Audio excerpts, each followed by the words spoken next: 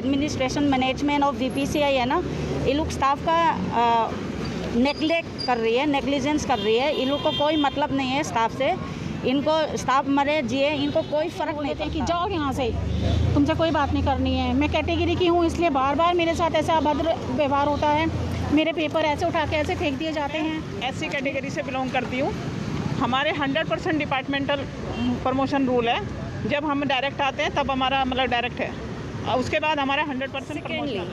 Females का excessive harassment करते हैं, जिसमें डॉक्टर राजकुमार जो यहाँ के डायरेक्टर हैं वो खुद इन्वॉल्व हैं। यानी जब नमस्कार, आप देख रहे हैं देशगाथा समाचार। हमारे देश में बड़ी विडंबना है कि जिस वर्ग विशेष के लिए देश की सरकारें उन्हें मान सम्मान देने की बात करती है, लेकिन ज़मीनी स्तर पर उसी वर्ग विशेष से जुड़े लोगों के साथ दुर्व्यवहार किया जाता है। आज हम आपको देश की राजधानी दिल्ली में स्थित पटेल चेस इंस्टीट्यूट की तस्वीरें दिखा रहे हैं। तस्वीरों में आप देख सकते हैं कोरोना काल में योद्धाओं की तरह जिन लोगों ने सेवा दी है, वो फ्रंट लाइन वर्कर आज हाथों में शिकायत पत्र लेके विरोध कर रही हैं। मैम, आपका नाम? मेरा नाम किम है। मैं यहाँ पे स्टाफ नर्स हूँ, नर्सिंग ऑफिसर। मैं 20 साल से जॉब कर रही हूँ यहाँ पे पटेल चेस में। तो मैम, जैसे भी शिकायतें करी गई है कि कोरोना वैक्सीन नहीं दी गई है, जबकि आप हेल्थ वर्कर हैं, सबसे प्रथम पंक्ति में आपका नाम था, वैक्सीन दी जानी चाहिए थी, तो अब तक ऐसा क्यों नहीं हुआ यहाँ पे? सर, ये लोग हमारा जो एडमिनिस्ट्रेशन मैनेजमेंट ऑफ VPCI है ना, ये लोग स्टाफ का नेग्लेक्ट कर रही है, नेग्लिजेंस कर रही है। इन लोग को कोई मतलब नहीं है स्टाफ से, इनको स्टाफ मरे जिए इनको कोई फ़र्क नहीं पड़ता। वही है, इसीलिए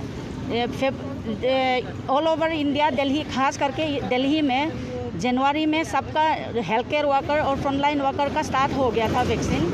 हमारा फरवरी में नेम लिस्ट लिया था। उसके बाद हम लगातार कांटेक्ट किया, हमने बोला हमारा वैक्सीन लिस्ट कब आ रही है, ये लोग बोल रहे आ रही है। फिर हम इंतज़ार करते गए। फिर अप्रैल में सेकेंड वेव स्टार्ट होने लग गया, तो हम लोग थोड़ा सा, हम भी सब स्टाफ भी घबरा गया। मैं प्रेसिडेंट डुकू का भी हूँ और नर्सिंग का भी प्रेसिडेंट हूँ यूनियन का, और सेक्रेटरी यहाँ पे कुलदीप पटियाल है और एक प्रतिमा। हम तीनों गई थी JR से पूछने के लिए कि वैक्सीन का सिचुएशन क्या है।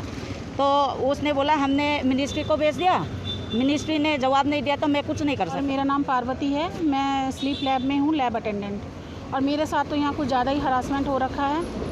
मेरा 2015 से और अभी तक 5 बार ट्रांसफ़र इन्होंने कर चुके हैं। मेरे साथ इतनी, हम लैब अटेंडेंट में 3 फीमेल्स हैं, बाकी 21 मेल हैं। मेल को इतना ज़्यादा प्रायोरिटी देते हैं सबको। कुछ मेल ऐसे हैं जिनको ज़रूरत से ज़्यादा फ्री छोड़ा हुआ है, और मैंने FIR भी की है, ये मेरे पास कागज़ भी है, जो मैंने ऑनलाइन FIR भी की है, लेकिन इसके ऊपर भी अभी कुछ भी नहीं एक्शन हुआ है। वो लोग भी घुमा रहे हैं। जो जितने भी स्टाफ है ना, 15 साल से किसी की भी सर्विस कम नहीं है, ठीक है। हम लोगों की ग्रोथ ही नहीं है यहाँ पे।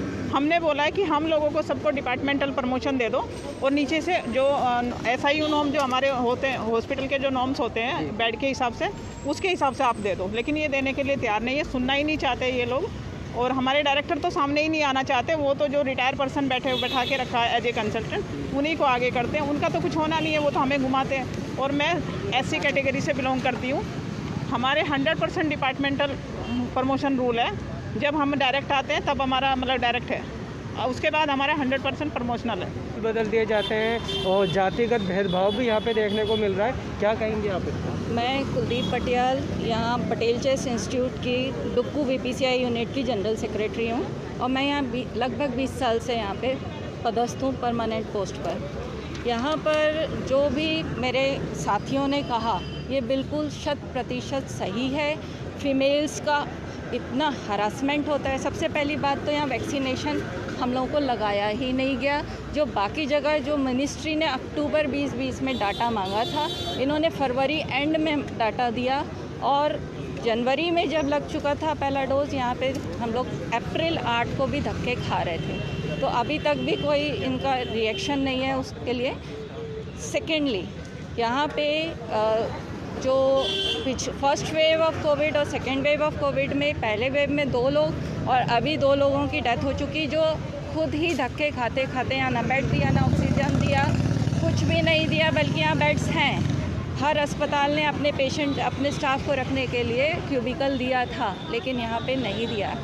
सेकेंडली, फीमेल्स का एक्सेसिव हरासमेंट करते हैं, जिसमें डॉक्टर राजकुमार जो यहाँ के डायरेक्टर हैं वो खुद इन्वॉल्व हैं। यानी जब हरासमेंट हो रहा है, 3 कंसल्टेंट्स को रखा है, वो सामने उनको रखा जाता है जो कि इलीगल है टोटल। और जब कोई मिलना चाहता है, कोई ग्रीवेंस सुनने के लिए राजी नहीं है, वो अपने क्लोज रूम में रहते हैं।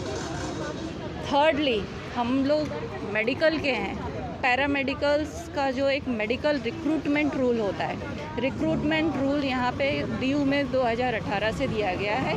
2016 से पूरे इंडिया के जो इतने भी मेडिकल इंस्टीट्यूट्स हैं वहाँ लागू हो चुका है, लेकिन यहाँ बस यानी डीलिंग चल रहा है।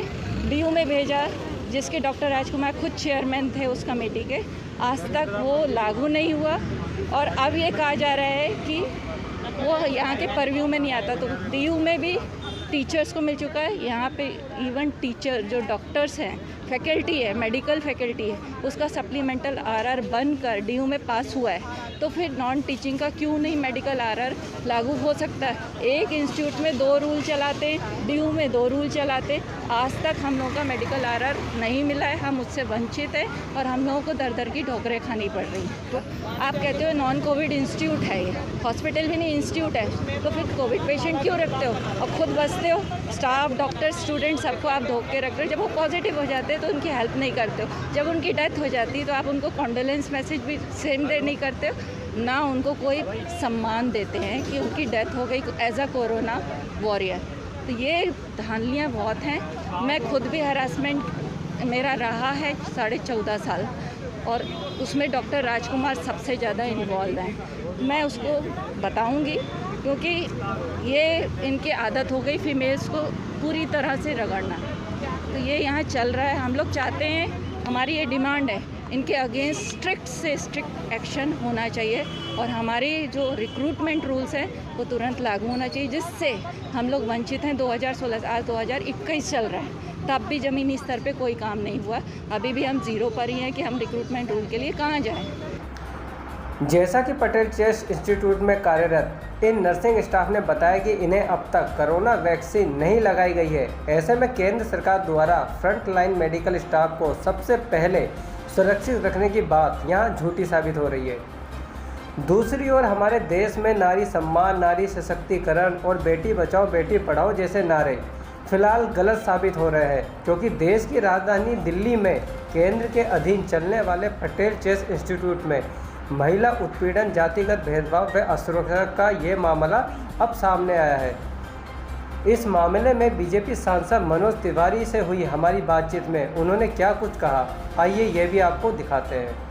नहीं, ये तो मेरे लिए एक नई खबर है और अभी मैं तुरंत आपसे निकल के मैं बात करता हूँ पटेल चेस्ट के डायरेक्टर से, और अगर उनको नहीं लगा है तो अगले 5 दिन के अंदर लगवा दूंगा। इसको आगे सुचारू रूप से करेंगे। सर, ज़रूरत है आप नर्सों से मिले, क्योंकि नहीं आप उनका ये भी कहना है कि वहाँ पे जो डायरेक्टर है स्वास्थ्य मंत्री जी तक भी उनकी शिकायत गई है, लेकिन काफ़ी 2019 से वो ये मुद्दे उठा रही हैं। अगले 10 दिन के अंदर पटेल चेस्ट का दौरा कर लूँगा। दिल्ली तिमारपुर विधानसभा के अंतर्गत आने वाले पटेल चेस्ट इंस्टीट्यूट में कुछ बड़े डॉक्टर्स या इंस्टीट्यूट संचालक इन नर्सों को प्रताड़ित कर रहे हैं और इस मामले के संबंध में पीड़ित नर्सें हर संबंधित जगह पर लिखित शिकायत दर्ज कर चुकी है, लेकिन अभी तक कोई सुनवाई नहीं हुई है, जिसके बाद मजबूरीवश इन्होंने विरोध प्रदर्शन का रास्ता चुना। हालांकि इस मामले में सांसद मनोज तिवारी ने जल्दी संज्ञान लेने की बात की है। तो अब देखना होगा कि क्या नर्सिंग स्टाफ की इन पीड़ित महिलाओं को इंसाफ मिलेगा या फिर ये लड़ाई अभी लंबी चलने वाली है।